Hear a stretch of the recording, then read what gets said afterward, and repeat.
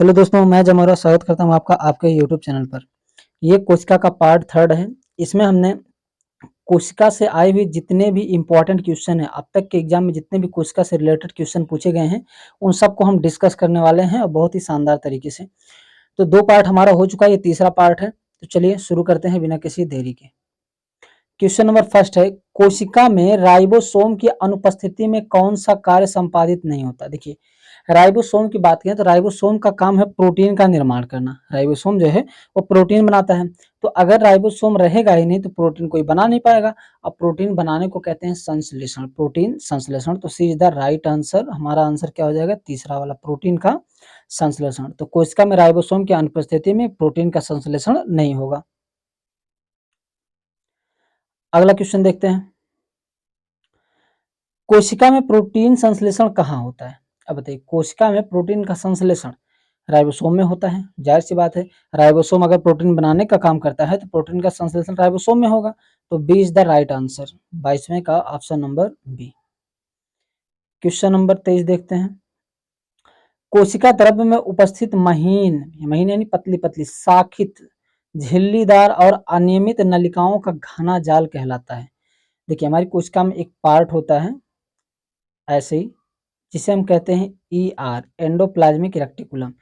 एक चिकना होता है स्मूथ और एक रफ होता है खुरदुरा। खुरदुरा वाले भाग में राइबोसोम पाया जाता है और चिकने वाले भाग में वसा पाया जाता है, फैट जिसमें होता है। ठीक, तो महीन जो जाल होता है वो एंडोप्लाज्मिक रेक्टिकुलम यानी अंतःप्रदत्त जालिका इसको कहते हैं। नाम से देखिए, महीन शाखित झिल्लीदार नलिकाओं का घना जाल, जाल यानी जालिका से समझ लीजिए आप। अंतःप्रदत्त जालिका या फिर अंतःप्रदव्य जालिका दोनों बोला जाता है इसको। तीसरे का आंसर हो जाएगा डी, अंतःप्रदव्य जालिका।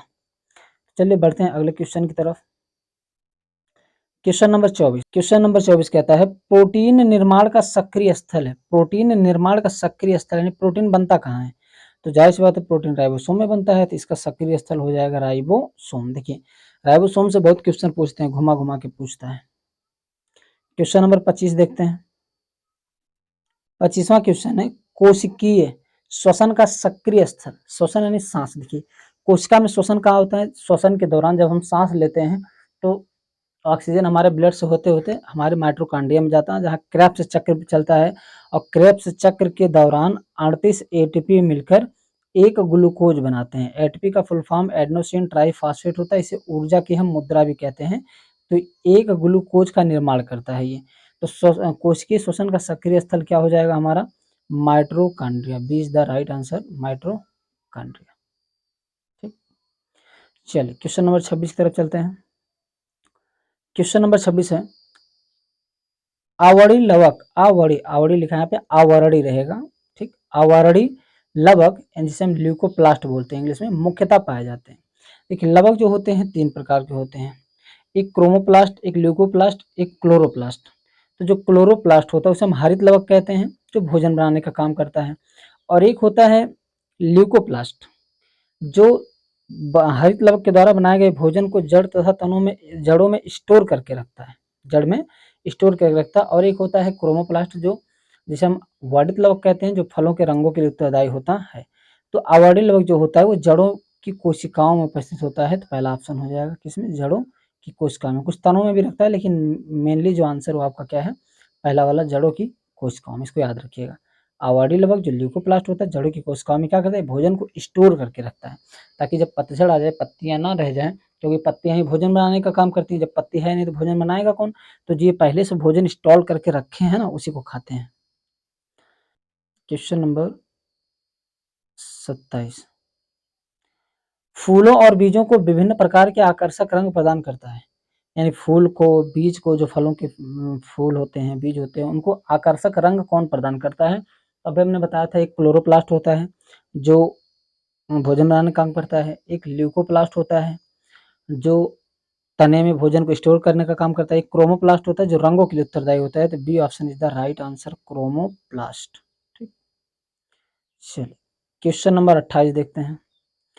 28वां, पत्तियों को हरा रंग प्रदान करता है। जाहिर सी बात, आपको पता होगा, क्लोरोप्लास्ट। क्लोरोप्लास्ट की वजह से पत्तियों का रंग हरा होता है। 29, कोशिका की आत्महत्या की थैली किसे कहते हैं। आत्महत्या की थैली, देखिए, जो हमारी कोशिका होती है इसमें बहुत सारे पार्ट्स होते हैं। इसी पार्ट्स में एक होता है लाइसोसोम, जिसके अंदर पाया जाता है हाइड्रोलैटिक एंजाइम, जल अपघटक एंजाइम। और ये जल अपघटक एंजाइम जो होता है वो क्या करता है, जो भी अंग कार्य नहीं करता उस पर थोड़ा सा डाल देता है, वो अंग मर जाता है। ठीक है ना। तो कभी कभी क्या होता है, कोशिका के सभी अंग काम करना छोड़ देते हैं, तो ये अपने आप को फाड़ लेता है, और फाड़ने से इसके जो अंदर हाइड्रोलाइटिक एंजाइम होता है वो पूरी कोशिका में फैल जाता है और पूरी कोशिका मर जाती है। तो खुद से मरता है इसलिए इसको आत्महत्या बोलते हैं, और एक पाउच में होता है इसलिए इसको थैली बोलते हैं। ठीक। तो यहाँ पे हम कह सकते हैं कोशिका की आत्महत्या की थैली किसको बोलते हैं, हम लाइसोसोम को कहते हैं। चलिए बढ़ते हैं अगले क्वेश्चन की तरफ, और लास्ट क्वेश्चन हमारा है तीसरा। तीसरा है,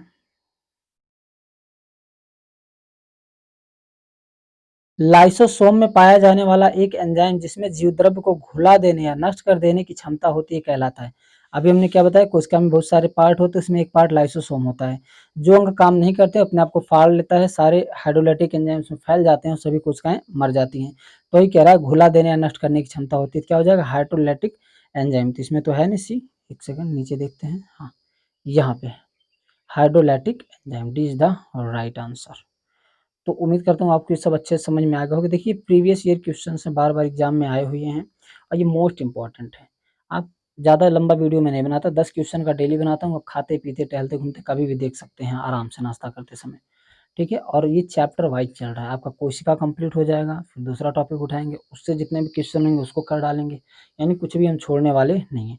तो चलिए आज के लिए बस इतना ही, मिलते हैं अगले वीडियो में, तब तक के लिए धन्यवाद।